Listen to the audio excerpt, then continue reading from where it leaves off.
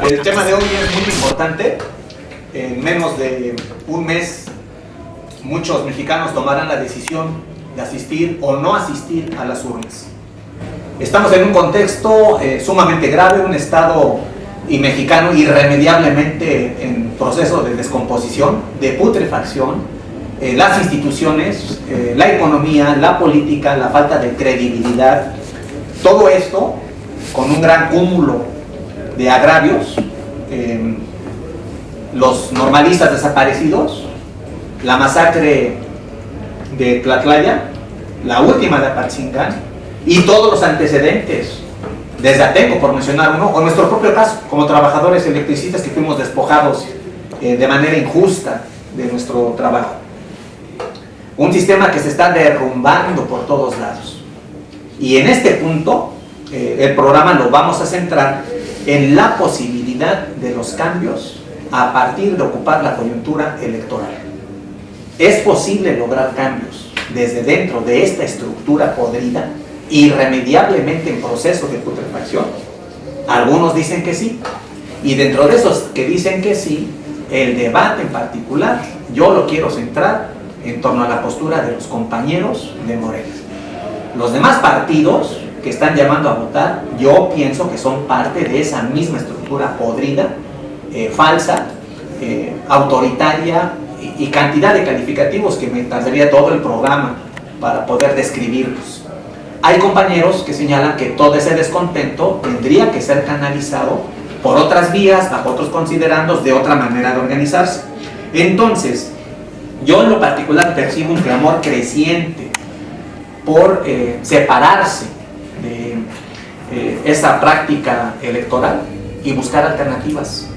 Y esas son de las cosas que hoy queremos debatir con los compañeros que aquí nos acompañan, Jorge, Osvaldo, Aldo y la compañera Jimena, y tendrán ellos la posibilidad de contar con 3 minutos en una primera participación con una réplica con la misma cantidad de tiempo. Entonces, simplemente les voy a arrojar yo las 3 ideas que considero muy importante que toquen en sus intervenciones. Número 1, les pido que en breve hagan un diagnóstico de la situación actual y del estado en que se encuentra la política y, de ser posible, la economía en nuestro país. Y 2, de acuerdo a su propio diagnóstico, por qué votar o por qué no hacerlo o qué otras opciones nos están ofreciendo. Y número 3, ante este enorme desafío, buscando alternativas de transformación social, ¿qué nos propone? Porque yo pienso que el 8 de junio este país va a seguir en las mismas condiciones. Gobierne el amarillo, el tricolor, el verde o el turquesa o todas esas mamadas que están diciendo, gobierne quien gobierne, el 8 de junio este país está prácticamente en la misma condición de decadencia política, económica y social. ¿Qué proponemos ante este hecho? Con este contexto, este es el programa, lo arrancamos, somos el Animal Dañero, trabajadores de base electricista, y comenzaríamos ya con este programa.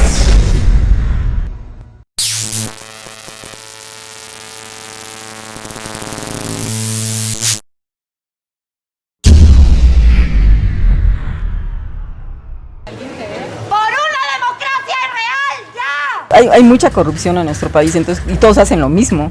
Sin cuestionar la tradición. Sí, porque es tradición familiar.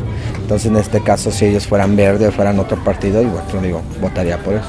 No, pues no, ¿verdad? Porque todos, para el mismo caso, todos es lo mismo. Es lo mismo, todos los... Gana el PRD, gana cualquier partido y ponen a los que ellos quieren en la Cámara de Diputados. Para evitar el fraude, ¿no? El robo de votos, tal vez. ¿Por quién voy a votar? Por el PAN. Pues no, ninguno, porque todos son iguales. El rico se hace rico y el pobre se queda pobre. Pues que si uno no vota, el PRI absorbe su voto. Que no voten por nadie. En primera son muy buenas personas. En segunda yo he tenido mucho contacto con todos ellos. Y dan muchas ayudas. No es tanto, mi voto no es tanto por las ayudas. Muy bien, este día nos acompañan Jorge Núñez, militante de Morena. También está con nosotros Osvaldo González, del periódico El Comienzo. Aldo Conde, activista, miembro del SME, en Resistencia, bloguero y pues parte también del equipo colectivo que formamos el Animal Dañero. y la compañera Jimena Vergara del MTS. Son los 4 que van a estar participando en este panel y les pido a todos, ¿verdad?, que hagan en una primera intervención una reflexión sobre el diagnóstico, sobre la situación actual de nuestro país, que cómo la ven, que nos digan cuál es su diagnóstico y por qué asumir la postura respecto al 7 de junio en cuanto a la coyuntura electoral. Entonces empezamos con Jorge. Sí, muchas gracias a todos los compañeros de SME Resistencia que nos hacen esta invitación a todos, compartir un gusto con diferentes compañeros de diferentes movimientos sociales y organizaciones políticas esta mesa, y que enriquece precisamente a encontrar una solución a esta crisis sistémica que estamos viviendo actualmente en México, ¿no? Que es importante encontrar puntos de comunicación y de discusión para desarrollar una estrategia verdaderamente transformadora, que es lo que tanto hemos deseado durante tanto tiempo los diferentes participantes de los movimientos y de las organizaciones políticas. Creo que el diagnóstico no va a ser muy diferente el que tengamos todos nosotros, va a cambiar específicamente sobre ciertas aristas, pero es evidente para todos aquellos que militamos en la izquierda que hay una descomposición colectiva sobre el proceso social. No hay una instancia de las relaciones sociales en México que no se encuentre en un estado de decadencia, ¿no? Incluso hay atisbos de acercamientos a la barbarie, ¿no? Lo podemos decir claramente, el narcotráfico como una forma desarrollada de capitalismo en México evidentemente da muestras de acercamientos a la barbarie, ¿no? También el fuerte proceso de represión que han vivido diversas organizaciones sociales y movimientos sociales a lo largo y ancho del país habla de este proceso de descomposición. Incluso si nos pusiéramos muy rigurosos, hablando de algún teórico así como Paul Lanzas, el libro que estudia el fascismo, sabemos claramente que México camina hacia un proceso de descomposición colectiva, ¿no? Cumple con todas las características que Nikos Poulantzas menciona, ¿no? Estamos llegando a un proceso verdaderamente muy complejo y que vemos con demasiado riesgo, ¿no? La economía se encuentra en decadencia, este capitalismo nacional no encuentra la manera de solucionar su propia crisis y es evidente que no la va a poder encontrar con los mecanismos actuales. Los partidos y el sistema de partidos tiene una fuerte descomposición y deslegitimación a raíz de, sobre todo del proceso de Ayotzinapa, ¿no? Y que es evidente para todos nosotros. Y pues qué hablar, o sea, en general no encontramos que el capitalismo encuentre una solución a su propia crisis orgánica, ¿no? Entonces, en este sentido, tenemos nosotros la responsabilidad política en las diferentes organizaciones sociales de brindar alternativas políticas para las clases subalternas, ¿no? Clases explotadas que están buscando, sobre todo las clases los sectores organizados, alternativas al proceso de transformación. Y en ese sentido, Morena plantea una agenda, ¿no? Que es una agenda conjunta o imbricada, mejor dicho, ¿no? Porque es una agenda en disputa. Morena esencialmente se compone de viejos militantes del PRD, militantes independientes, organizaciones sociales, y que evidentemente en la definición de su agenda se imbrican estos puntos. Por eso es tan complicado definir a Morena en ciertos espacios de participación, ¿no? Por eso Morena cambia su agenda en Guerrero y es diferente a la agenda que tiene el Distrito Federal y evidentemente es diferente en otros estados, porque importa mucho el papel de los militantes y de las organizaciones sociales que participan en esas regiones, ¿no? Y en ese sentido se dan diferentes respuestas al proceso de la crisis. Sería en esta parte lo que yo podría decir. Muy bien, o sea, la descomposición está a flor de tierra por todos lados, pero digamos que para el gobierno y sus estructuras están preparando una especie de reciclaje para el momento de las votaciones. Entonces, sobre esto, lo que nos comenta el compañero Jorge es, digamos, distintas opciones de acuerdo a condiciones particulares dentro de nuestro propio país. La agenda de Morena en un lugar es un perfil, en otro sería otra condición, etcétera, etcétera. Pues yo quisiera preguntarle ahora a Osvaldo respecto a su diagnóstico, que también considerar esta parte, es posible una agenda nacional, regional, cómo podríamos integrar esto, independientemente de lo que tú quieras decir, porque están en su casa todos y tienen el tiempo libre. Yo simplemente trato de orientar por dónde podría avanzar el análisis. Es tu turno, Osvaldo.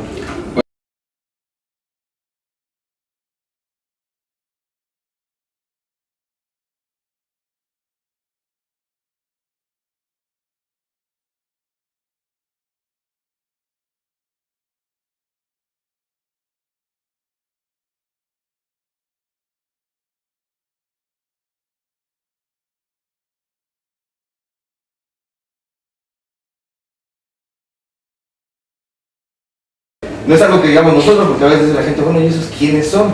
¿Esos por qué les voy a creer? Bueno, pero ya que lo dice Amnistía Internacional ya cuenta un poco, ¿no? Dicen, ay, pues entonces algo sí está pasando, algo a lo mejor sí es grave. Señalando esto, pues creo que esa crisis humanitaria que señala Amnistía Internacional se ve reflejada en todos los ámbitos.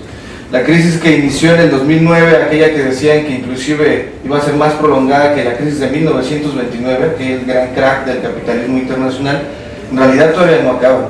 Lo que hemos tenido son algunos despuntes, pero en realidad toda esta política de privatizaciones, esta política de desaparición de empresas paraestatales, esta política de desaparición de escuelas públicas, de intentos de la desaparición del normalismo, de golpeteo a los profesores, de golpeteo a los sindicatos democráticos, todo esto que estamos viendo concluido en estas últimas reformas estructurales con las que se vanagloria Peña en el extranjero, pues son ejemplo de esa crisis política, son ejemplo de esa crisis económica, y en ese sentido pues son de cómo nos lo están haciendo pagar a nosotros.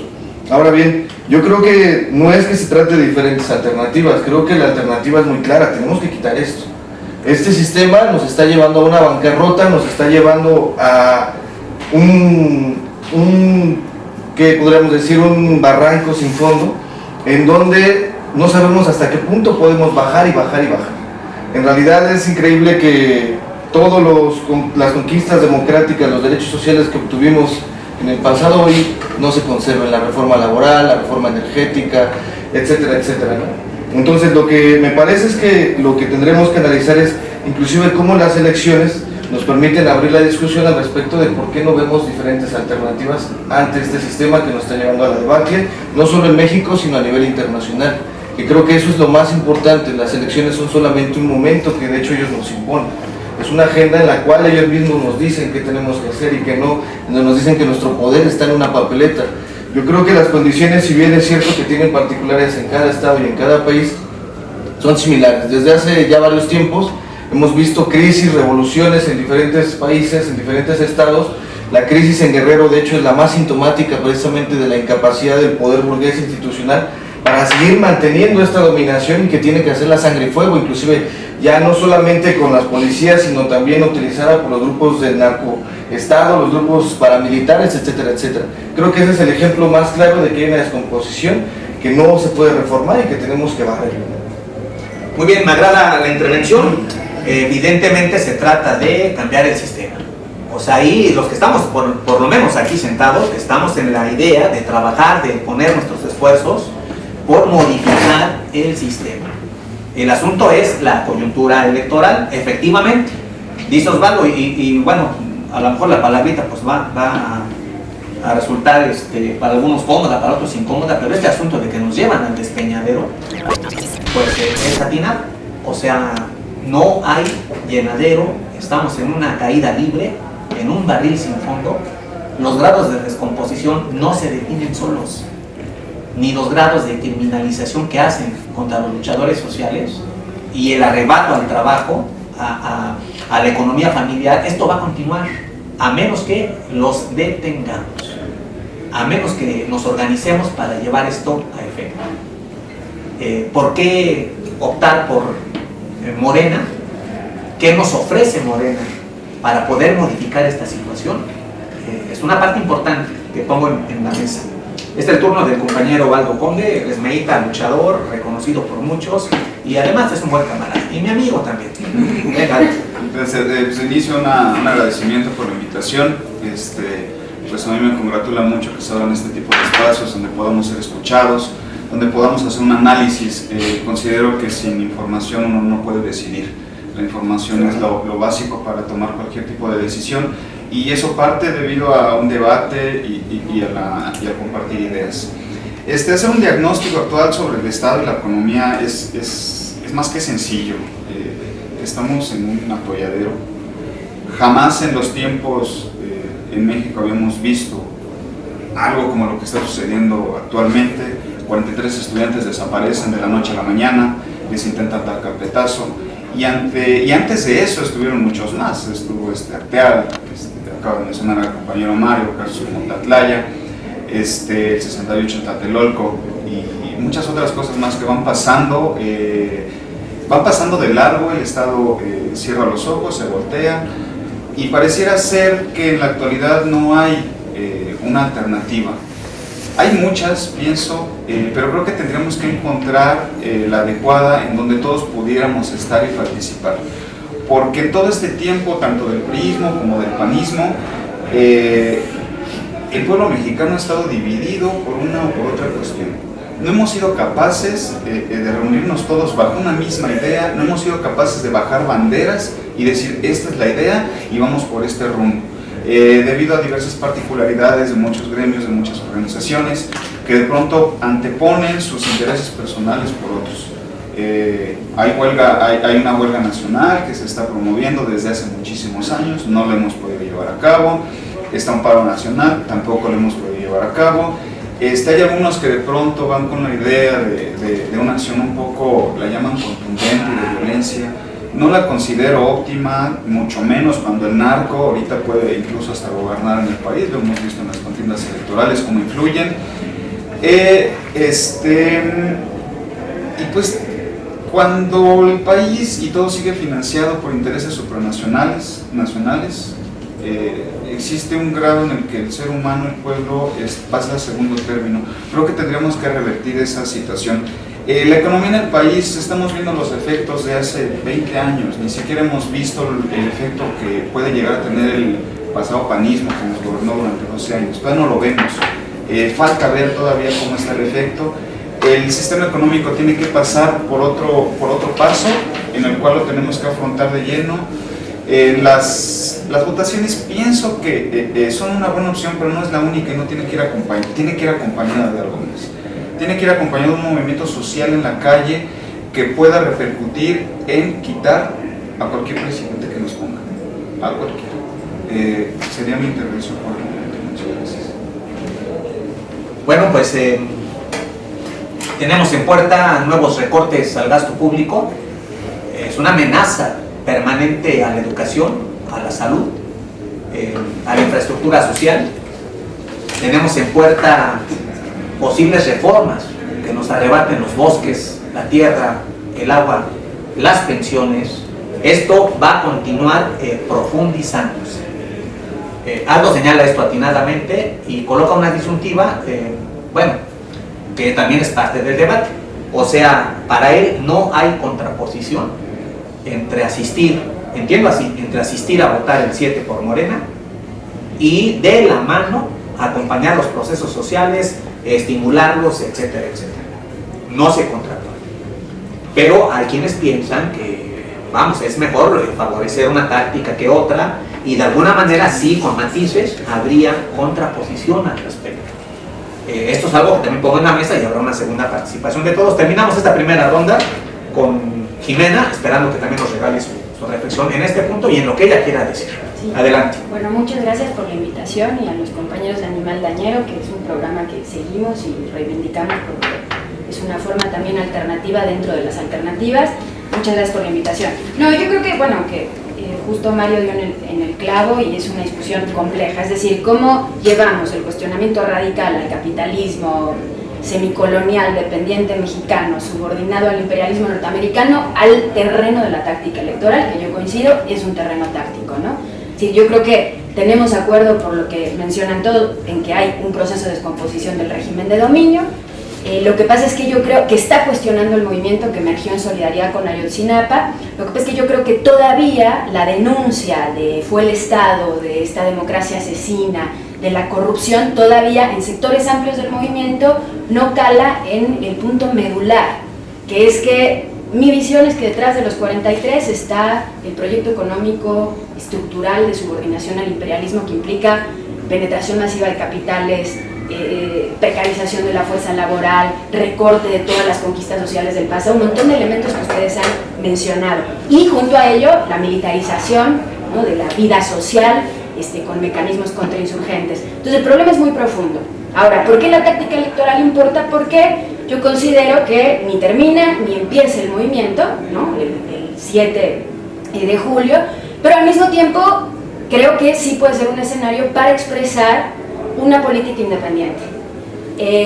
¿Cuál es, digamos, mi discusión con el Morena? No pasa por la honestidad de sus bases ni la combatividad, Yo he visto a la gente de Morena ir a solidarizarse con el SME, ir a solidarizarse con los compañeros del magisterio, poner el cuerpo, ¿no? No pasa por ahí, ni siquiera pasa por la honestidad o la voluntad individual de sus dirigentes.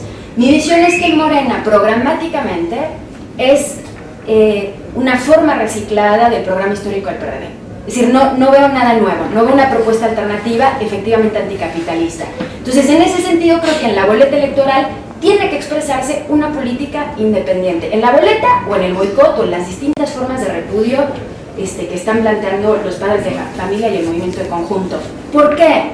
Porque yo creo que tenemos que forjar esta alternativa. Y cuando hablo de alternativa independiente me refiero a conquistar la independencia para el movimiento, que siempre va a ser cooptado, siempre va a ser cooptado.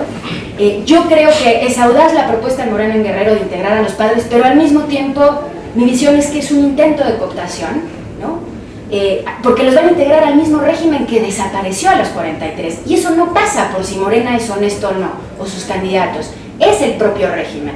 Entonces, lo que yo considero es una alternativa independiente que se exprese en las elecciones, pero ahí no acaba todo. Esa alternativa independiente, yo creo, tiene que forjar una organización política, un instrumento político de los trabajadores, de los pueblos originarios, de los campesinos, de las clases subalternas y desposeídas de este país, que comiencen a poner su impronta incluso en los escenarios electorales, pero denunciando al régimen de dominio. Y ahí creo que tenemos una gran oportunidad porque hubo un movimiento masivo, que dijo fue el Estado. Muy bien, la reflexión de Jimena, igual que la de todos, importantísima, pone fuera del debate las buenas intenciones, por decirlo así, de quien está al frente de Morena y sus bases. O sea, son contingentes que han apoyado, que están presentes, que exigen, etcétera, pero en lo concreto, su llamado frente a la integración a un sistema justamente capitalista en decadencia, pues es ahí, digamos, tejiendo fino, es ahí exactamente donde se le ve el problema de que puedan ser tratados y con ello restarle fuerza a su autonomía, a su proceso de madurez, de conciencia, de buscar finalmente un cambio radical en este país. Esa es la reflexión de Jimena. Todos han sido parte de este debate en esta primera ronda y haríamos una segunda ronda en el sentido inverso. Ahora yo les pediría que nos centráramos respecto allá a la actitud concreta para el 7. ¿Vamos o no vamos? ¿Qué proponemos para después del 7? Entonces, por lo pronto aquí le dejamos y empezamos a la inversa.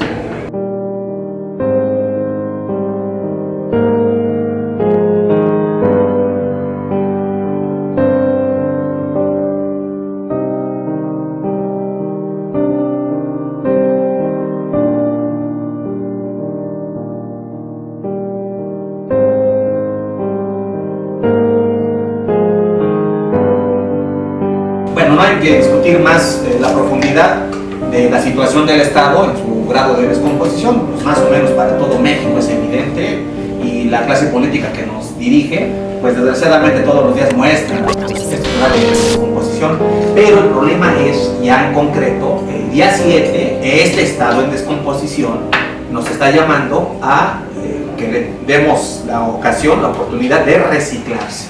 Y ahí está la táctica, hacerlo o no hacerlo, con qué objetivos, con qué idea, en qué sentido, etcétera. Entonces ese es el punto en el que ahorita nuestros acompañantes nos darán su opinión. En este momento empezamos con el compañero Aldo. Adelante, Aldo. Sí, primero, bueno, podríamos entrar en miles de debates que nos podrían llevar años como hasta la fecha. El no voto en toda la historia del país nunca ha demostrado realmente que puede ser un cambio.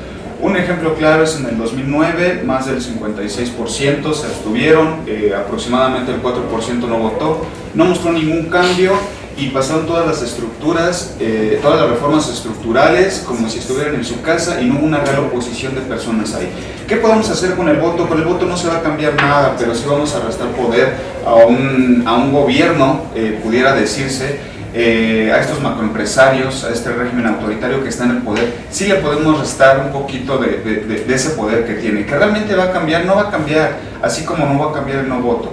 Pero al mismo tiempo no podemos dejar esto nada más ahí. Los que vamos a votar, los que no vamos a votar, nos vamos a ver los siguientes días en las siguientes movilizaciones. Y eso es lo importante. Tenemos que encontrar ese vínculo que nos solidarice a todos en algún momento dado y da la batalla de esa manera. No puede ir una fuera de la otra, son dos de la mano y tendríamos, yo creo, que participar. El no voto no es sinónimo de ir contra el sistema. Tendremos que entender qué es el sistema y comprender que en el momento en el que abres la llave de tu casa para agarrar agua, eso es parte del sistema. Te paras frente a una calle y el semáforo en rojo, en verde, es parte del sistema. Es decir, estamos tan en contacto con el sistema que no percibimos cuál es la diferencia de estar dentro, fuera, a un lado o arriba. No voto no es realmente reivindicativo de alguna lucha contraria, no, pero sí creo que tendremos que darle una agenda a lo que queremos buscar. Que los compañeros normalistas, de pronto, los padres de los compañeros desaparecidos hayan llamado al no voto, pudiese ser en algún momento una muestra de desencanto, un tipo de protesta, pero no es determinante, así como no fue determinante que incluso un grupo de ellos dijera que solicitaban ayuda del narco. Todas las luchas tienen errores, todas tienen aciertos, pero tendremos que encontrar entonces qué es lo que nos vincula en lo general y trabajar en ello para, insisto, en algún momento tendríamos que cambiar este sistema, pero desde las calles y también acompañados desde dentro del sistema. Muy bien, entonces esto tendrá que ser parte de una decisión consciente respecto al quehacer el 7 de junio. Pero bueno, yo creo que la descomposición en verdad es impresionante. Ahorita que estaba hablando alto, me llega a la mente este asunto de Rodrigo Vallejo, del hijo del exgobernador Fausto Vallejo, que sale en un video con la tuta y a toda madre, y así están ahorita los políticos en sus campañas. Parece que hacen una gracia andar levantando faldas, o andar diciendo robé poquito, o andar diciendo a mí sí me está financiando el narco, pues no hay pedo. O sea, imagínense ustedes, este señor Fausto Vallejo y su hijito, él en la cárcel paga una multa de 7,000 pesos, me parece, y queda libre. Es impresionante. Te apagan el alcoholímetro y no hay forma de salir. O sea, está más grabado andar de pedo que matar gente impunemente y vincularse con los narcos. Eso pasa cuando el alcoholímetro, bueno, a mí me han platicado, yo realmente de eso no sé exactamente cómo está la cosa. El 7 de junio, entonces, ¿qué es lo que hacemos? Jimena, escuchamos tu reflexión. Sí, no, yo hay tres cuestiones, trataré de ser breve. En primer lugar, lo que creo es que tenemos que tener una lectura de qué quiere el enemigo, digamos, por decirlo en términos militares. Yo creo que el régimen está muy preocupado porque se vote, en estas elecciones en particular, porque fue simbrado profundamente el año pasado. Entonces, sobre esa base, obviamente hay disputas internas y para nada es lo mismo, para nada Morena que el PRD, decir, salgamos de esa discusión, es así. Pero de algún modo sí hay un objetivo estratégico que es que se participe electoralmente porque abona en la confianza en que la vía electoral o la votación a alguno de los partidos tradicionales o que provienen de los partidos tradicionales puede ser una salida. Entonces yo creo que es coyuntural. No estoy en contra de la participación electoral en general, estoy planteando en esta coyuntura. En segundo lugar, yo tengo una lectura distinta. Yo creo que lo que históricamente ha pasado es que hemos pensado que para cerrarle el camino al PRI hay que votar. Esa es la experiencia histórica en realidad. Y pasamos por una transición democrática, pacífica, que no fue pacífica porque fue sobre la base de la militarización en Chiapas, de la entrada de la policía a la huelga a la UNAM, una transición donde nos decían esto, voten para cerrarle el camino al PRI. Y yo creo que lo que hubo es una sobrevida del PRI y una oxigenación aparentemente democrática. Entonces lo que considero es que a nivel nacional nosotros estamos planteando el voto nula como una campaña militante, sabemos que no resuelve en sí mismo, ir a poner la boleta Falcán 43 y organizarnos políticamente en los centros de trabajo, en las plazas públicas, en las escuelas, en las facultades.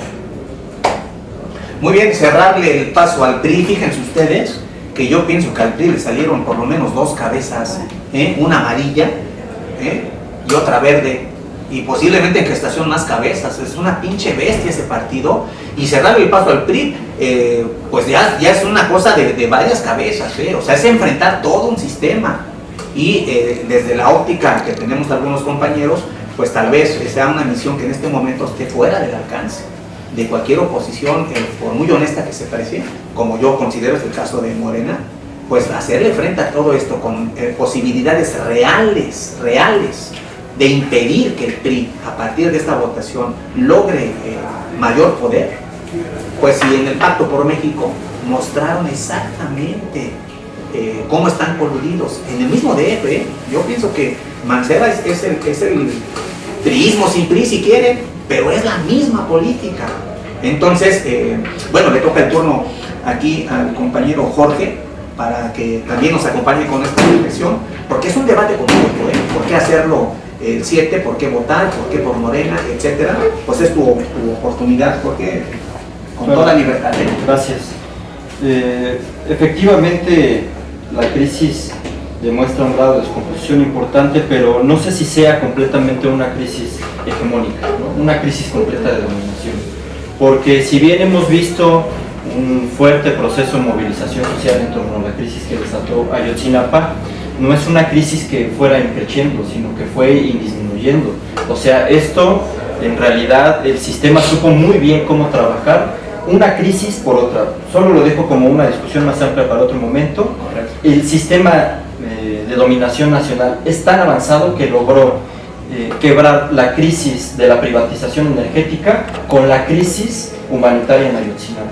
Ya nadie en las agendas políticas está poniendo esto en consideración, ¿no? O sea, en realidad hay una capacidad de dominación bastante desarrollada por parte de las estructuras nacionales de dominación burguesas, no solo el PRI es un instrumento, pero juegan otros, pero habla de esta capacidad, ¿no? Y lo que está en riesgo es si hay o no un quiebre hegemónico al proceso, ¿no? Porque en realidad el sistema siempre busca recomponer su proceso de dominación, ¿no? Lo decía Ackerman, con quien ha discutido Jimena en algunos artículos de manera muy ilustrativa y que conviene revisarlos. Ackerman en un artículo decía que en realidad estamos entre la disyuntiva de tres proyectos diferentes, ¿no?